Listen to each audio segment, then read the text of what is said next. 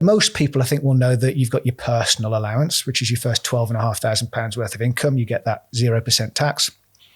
Fewer people realise that above that, there's what's called the starter rate savings band, which is an extra £5,000 just for savings income, i.e. interest. And there are certain investment vehicles that allow you to tap into that allowance. And of course, like we said earlier on, you've got your personal savings allowance as well, an extra £1,000 for interest. Dividends, a little bit there now. You've got a little bit of a dividend allowance, not as much. But if we just use those allowances there, the personal allowance, the starter rate savings band, the personal savings allowance, instead of it being 12,570, you've actually got 18,570 of potentially tax-free income if you structure your investments in the right way. Now, of course, if you utilize pensions correctly as well, you've got access to a tax-free lump sum. So if you took that on an annual basis or on a monthly basis, that could mean that you're taking an extra £4,000 per year in tax-free income as well. So that 12,570 becomes 22,790, I think, of tax-free, legitimately tax-free income that can come in from an individual. Now, like we said before, if there's two of you, if you're planning with a spouse, a partner, that could be £45,000 a year of income coming in tax-free without this is before you've even touched your ISAs. So anything that you take out of ISAs will be tax-free anyway. But I've got people who are, receiving incomes of 80, 90, £100,000 a year into a household paying no tax at all, or paying very little. Because they're utilising this. Don't get HMRC chasing you down. So what's that tax band one? How does that work? You said it's interest. So it's for interest, yeah. So, and this is the other thing about it. So the reason that most people don't know that it's there is because most people lose it.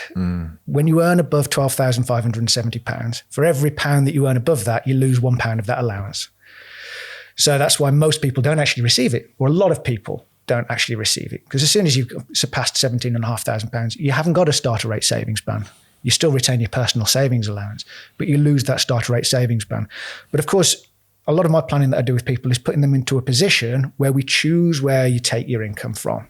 All right, when you get to retirement, let's say, we can take the first 12,570 as pension income.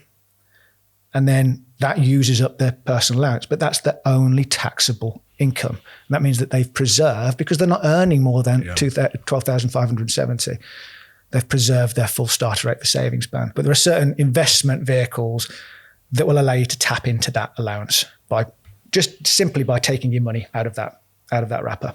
Out of that, and then the ISA is not taxable income. It's just and so on top of that, then if you've got ISAs, that will just be completely tax free.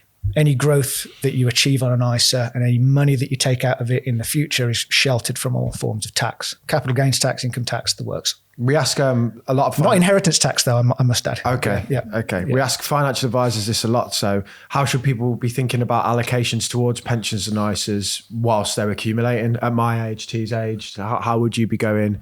What do you think the optimal way to pay into these accounts is? Again, it will be down to circumstances. It will be down to when you want to access that money as well.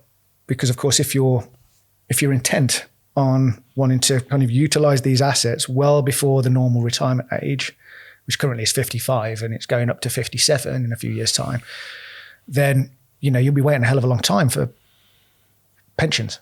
If you want to start taking money at 40 from these things, you're going to be waiting for a long time for pensions. And I'm not saying that you should disregard them because they're fantastically powerful vehicles. What you should really do is kind of plan your different stages of income. So they will come into the equation later on down the line. But you're probably going to need to, in that situation, you're probably going to find that you would allocate more towards ISAs because there's no time locks on them. You can access those at any time. So whether you're 30, 35, 40, doesn't matter. You can take money out of an ISA. You can't take money out of a pension until you reach the minimum age. But for a lot of people who are planning to, taking money at more of a traditional retirement age, generally speaking, when you cash flow model them out, the pension will always win. Mm-hmm. It will always produce, just purely due to the power of that tax relief and the compounding effect of that tax relief. That was a clip from our conversation with Chris Bourne. You can watch the full episode right here.